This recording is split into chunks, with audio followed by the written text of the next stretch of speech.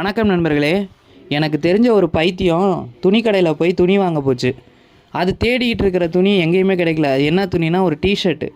அந்த டிஷர்ட் எப்படி இருக்கணும்னு அந்த பைத்தியம் எதிர்பார்த்துச்சுன்னு பார்த்தீங்கன்னா, அந்த டிஷர்ட்டில் 2451ன்னு போட்டிருக்கணும் அப்படின்னு எதிர்பார்த்துச்சு. எல்லாருக்கும் புரிஞ்சிருக்குன்னு நினைக்கிறேன். அந்த டிஷர்ட் எங்கேயுமே கிடைக்கலங்கிற விரக்தியில் கிடைச்ச டிஷர்ட்டை வாங்கிட்டு இப்படி ஆயிடுச்சு அப்படின்னு நினச்சிக்கிட்டு அந்த பைத்தியம் ரோட்டை கிராஸ் பண்ணுச்சு. ஏன் அதை பைத்தியம்னு சொல்கிறேன்னு பார்த்தீங்களா?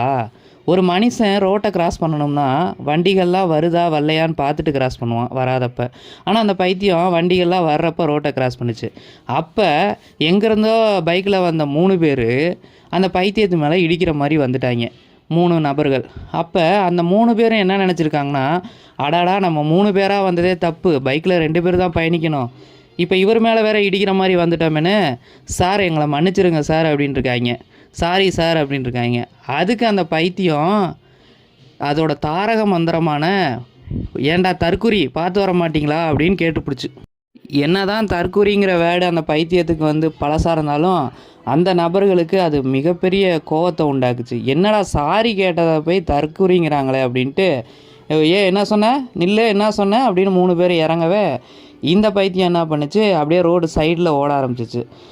நில்லு நில்லு நில்லுன்னு பைக்லேயே துரத்திருக்கிறாங்க. இந்த பைத்தியம் நினச்சிக்கிச்சு நம்ம ரொம்ப ஃபேமஸ்ஸு, வேர்ல்டு லெவல் ஃபேமஸ்ன்னு நினச்சிக்கிச்சு இந்த பைத்தியம். ஆனால் அந்த 3 பேருக்கு இந்த பைத்தியத்தை யாருன்னே தெரியல போல் துரத்திருக்காங்க. யாரும் தெரிஞ்சிருந்தா கூட சரிப்பா போயிட்டு போகிறான் அப்படின்னு விட்டுருப்பாங்க போல். யாருன்னு தெரியாமல் துரத்திருக்கிறாங்க. இந்த பைத்தியம் என்ன பண்ணுச்சு, இதை சிங்கிங் பண்ணி விட்டுச்சு. எப்படி சிங்கிங் பண்ணி விட்டுச்சுன்னு பாருங்கள். நேராக இன்னொரு தெருவில் இருக்க போலீஸ் ஸ்டேஷனுக்கு போச்சு. போயிட்டு 2451 கோடி ரூபாய் ஊழல் மோசடியை தடுக்க நினைத்த என்னை கூலிப்படை வைத்து கொலை செய்ய முயற்சி அப்படின்னுச்சு. பா பா பா பா பா எப்படிப்பா இது வேறு லெவலாக இல்லைப்பா இருக்குது. ஒரு சமூக ஆர்வலர்னால் 4 பக்கமும் 4 எதிர்ப்புகள் வரதான்ப்பா செய்யும். அதெல்லாம் சமாளிச்சுட்டு வரவன் தான்ப்பா சமூக ஆர்வலர். எல்லாமே பண்ணுவேன், என்னை பூத்தொட்டியில் வச்சு கொஞ்சணும்னு எதிர்பார்க்குதா இந்த சமூக ஆர்வலர்? வெளியில் வந்த உடனே பத்திரிக்கைக்காரங்களெல்லாம் கூப்பிட்டுட்டு இந்த பைத்தியம் என்ன சொல்லுச்சுன்னு பார்த்தீங்கன்னா, காவல்துறை ரொம்ப லேட்டாக செயல்படுறாங்க, ஒன்றும் வேலையே செய்யலை காவல்துறை அப்படிங்கிற மாதிரி பேசுச்சு.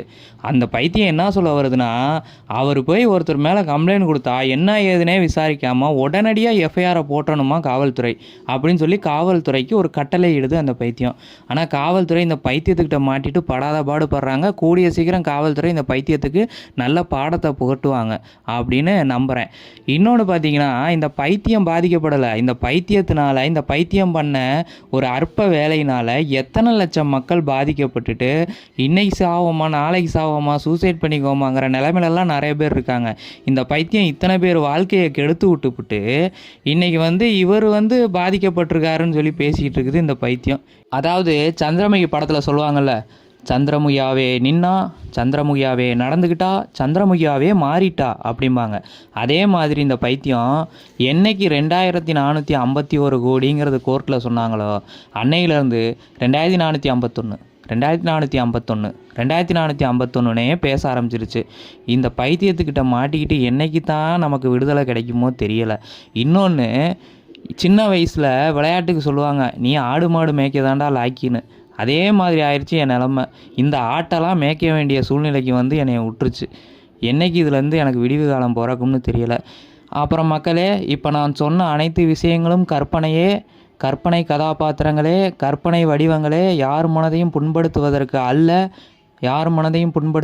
அல்ல என்று தெரிவித்துக் கொள்கிறேன். நன்றி, வணக்கம் மக்களே.